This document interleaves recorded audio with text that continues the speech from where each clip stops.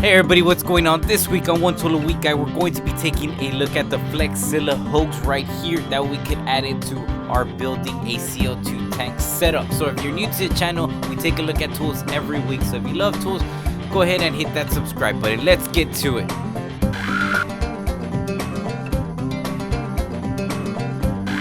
Hey everybody, what's going on? Thanks for tuning in to another video of One Tool a Week Guy. If you're new to the channel, we take a look at tools every week. So if you love tools, go ahead and hit that subscribe button. What is it that we're going to be taking a look at this week? Well, we're going to continue our building our CO2 tank setup. So with that being said, guys, we're going to be adding more to it. If you're new to the channel, we've been building a CO2 tank setup. And as you can tell, so far, we have the tank and we have the regulator on there already. Now, the next thing that we're going to add up, in my opinion, is we're going to need a hose. So as you can see right here, this is going to be the hose that we're going to be adding. And let's go ahead and zoom into it. Now, this is going to be the Flexzilla Recoil hose. And of course, this is going to be the 10-footer that I went ahead and purchased. As you can see right there, there's a 10-footer. Now, let's go ahead and open it up.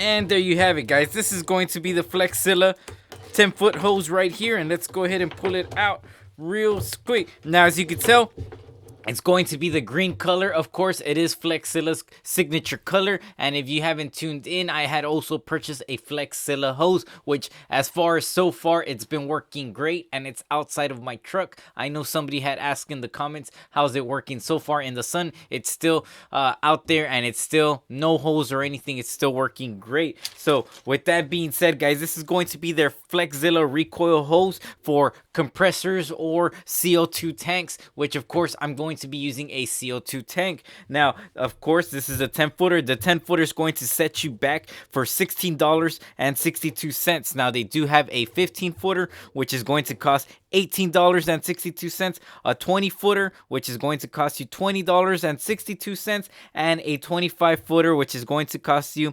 $22.62. Now, I went ahead and got a recoil just because it's less space that it's going to be taking up, and I don't have to roll it up all the time. It's already rolled up. Now, I did pick up the recoil. That way, it just stays this and it's not all over and I don't have to be wrapping it around all the time. As you can tell, it's going to extend whatever 10 feet I'm going to need and it's just going to work great for the purpose that I'm going to be using it. Now, of course, in the comments below, let me know what y'all think I'm going to be using a CO2 tank for in the trades. So, also for recreational use also. Now, with that being said, guys, now it is going to be at a working pressure of 70 degrees for the air. And of course, it only withstands up to 120 psi. So if you're going to be using it for higher psi, this isn't going to work for that purpose. It's only meant for 120 psi. Now, of course, it's going to be polyurethane made and it's going to be able to be used more flexible and it's going to maintain memory, the coils right here better, and of course it will not become brittle over time like the nylon hoses. So keep that in mind. Now, of course, the ratings for this, it's going to maintain the flexibility up to -40 degrees and of course up to 165 degrees Fahrenheit. Now, if you're working 165 degrees, I feel sorry for you. It must be really hot. I would probably suggest switching jobs or something, but it's probably a good paying job if you're working at that temperature. Now, of course, the ends, they're going to provide some Teflon threads already.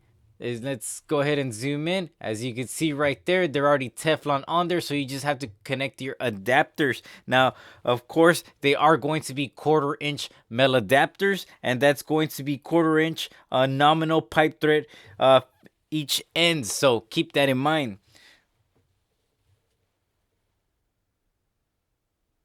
Now, you are going to have two sides. I know it doesn't look the same, but they're going to be two different connections. Now, one of them is going to be meant for the compressor, and of course, this is the compressor side right here. It's not going to swivel, and the other one's meant for the tools. And as you can tell, the tool's going to be able to swivel. That way, it rotates, and it's able to work better, and you're not constantly having to move around the hose or your tank on that behalf, which is a nice little neat feature that they added for the Flexzilla right here, the male adapters on both sides. Now, another neat feature is that Flexzilla's hose, in case you cut it or something's wrong with it, you're able to cut that section and you could take off each section and you could reconnect it, so you're able to repair it on the site instead of having to go purchase another hose, which of course they're crimped on there, or otherwise you would have to go get it repaired at another location though. So that is